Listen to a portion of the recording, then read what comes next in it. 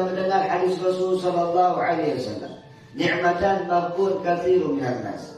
Banyak manusia yang mana mereka tertipu dengan dua nikmat yang Allah Subhanahu wa taala berikan kepada mereka. Karena Rasul sallallahu alaihi wasallam tadi katakan, ni'matani maghbunun katsirun fihima ni'matani maghbunun katsirun fihima minan nas. Dua nikmat maghbun, banyak sekali dari dua nikmat tersebut orang-orang yang tertipu. Di dalam keduanya, yaitu yang pertama kata Rasul sallallahu alaihi wasallam di dalam sabdanya, nikmatus sehat. Yang pertama adalah nikmat sehat. Yang kedua, wa ni'matul faragh. Yang kedua adalah kenikmatan tatkala diberikan kesempatan atau keluasan, kekosongan di dalam waktu yang Allah Subhanahu wa taala berikan kepadanya. Kalau jujur kita kembalikan pelajari apa yang disabdakan oleh Rasul sallallahu alaihi wasallam, sudahlah jelas. Memang dua nikmat ini banyak daripada umatnya Rasul sallallahu alaihi wasallam tertipu daripadanya. Ketika diberikan kesehatan oleh Allah Subhanahu wa taala, mereka enggan untuk mendekatkan diri kepada Allah. Tapi tatkala Allah Subhanahu wa taala mengujinya, tatkala Allah Subhanahu wa taala memberikan penyakit kepadanya, tatkala Allah Subhanahu wa taala mencobanya, maka ketika itu mereka baru sadar kepada Allah. Tatkala itu mereka baru tahu bahwasannya ada Allah, zat yang maha menyembuhkan, zat yang mampu untuk memberikan kenikmatan kepadanya. Makanya Abdullah bin Abbas di dalam hadis kitab Al-Ba'in An-Nawawi dikatakan, ketika itu Sayyidina Abdullah bin Abbas masih kecil, dikatakan oleh Rasul sallallahu alaihi wasallam, ya gulam, inni u'allimuka kalimat. Ya gulam, wahai anak kecil, wahai pemuda, inni u'allimuka kalimat, sesungguhnya aku akan memberikan pembelajaran kepadamu al-kalimat, beberapa kalimat. Apa itu yang dikatakan oleh Rasul sallallahu alaihi wasallam, kalimat yang diajarkan kepada Abdullah bin Abbas? Apa kata Nabi? Ta'arraf ila Allah fil raha ya'rifka fis syiddah. Kenalkan dirimu fil raha, tatkala kau mendapatkan kenikmatan dari Allah Subhanahu wa taala, ya'rifka fis syiddah, niscaya Allah Subhanahu wa taala akan mengenalmu tatkala kau mendapatkan kesulitan. Tapi kan sekarang ini terbalik. Ketika banyak di antara umatnya Rasul sallallahu alaihi wasallam diberikan kesempatan oleh Allah, diberikan kenikmatan oleh Allah Subhanahu wa taala, mereka enggan untuk mengingat Allah. Mereka tidak mau untuk berzikir kepada Allah. Mereka tidak mau menggunakan kenikmatan yang Allah Subhanahu wa taala berikan kepadanya daripada waktu untuk mendekatkan diri kepada Allah Subhanahu wa taala.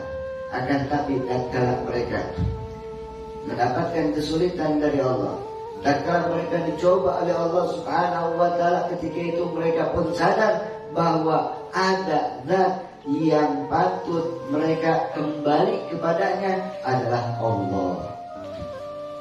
Makanya pantas di dalam Al-Quran, sampai-sampai kita kadang-kadang setiap hari membacanya surat Al-Ikhlas, dikatakan oleh Allah Subhanahu wa taala, qul huwallahu ahad Allahu samad. Kita lupa dengan kalimat makna as-samad. As-samad itu para ulama tafsir katakan yaitu yang mana semua makhluk akan kembali lagi kepada Allah Subhanahu wa taala. Betul, dan itu nyata adanya. Siapapun ketika mendapatkan kesulitan, spontan mereka katakan Allah. Siapapun tatkala mereka mendapatkan cobaan dari Allah, mendapatkan ujian dari Allah, mereka sadar bahwa ada Allah Subhanahu wa taala, tempat kembali mereka yang akan memberikan kemudahan di dalam kesulitan yang mana mereka mendapatkan di dalam kesulitan tersebut. Makanya kita lihat, selagi kita diberikan waktu oleh Allah, karena Allah Subhanahu wa taala katakan di dalam Al-Quran, wal 'asr, demi waktu. Tuh Allah Subhanahu wa taala sampai bersumpah demi waktu. Innal insana lafi khusr. Para ulama katakan innal insana, sesungguhnya seluruh manusia, jenis manusia, mau yang kafir, mau yang muslim, mau yang baik, mau yang jelek, mau yang ganteng, mau yang buruk, semua jenis manusia. Wal 'asr innal insana lafi khusr.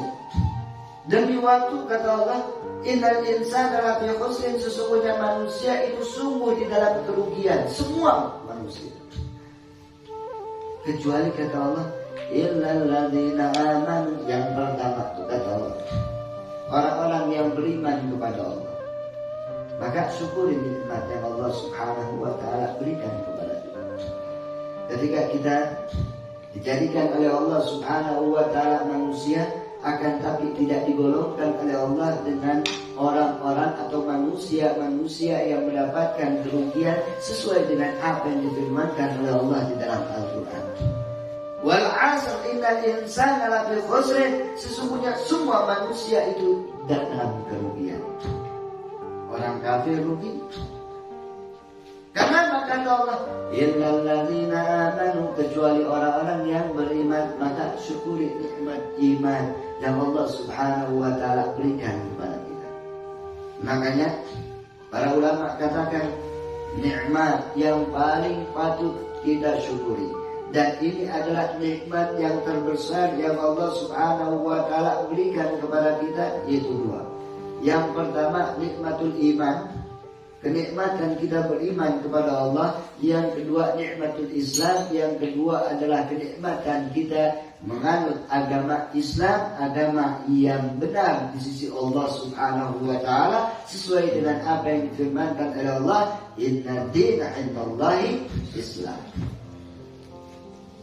Jaga keimanan kita, karena ini taufik dari Allah, karena ini keistimewaan yang Allah Subhanahu wa taala berikan kepada kita, sehingga kita alhamdulillah bersyukur kepada Allah, tidak digolongkan oleh Allah Subhanahu wa taala dengan orang-orang yang merugi sesuai dengan apa yang difirmankan oleh Allah.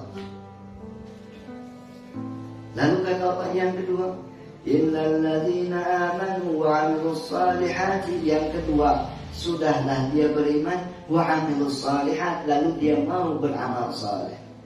Tatkala diberikan waktu yang panjang oleh Allah, diberikan kesempatan oleh Allah, diberikan kesehatan oleh Allah Subhanahu wa taala, dia gunakan kesehatan waktu yang Allah berikan kepadanya tidaklah lain adalah untuk mendekatkan dirinya kepada Allah.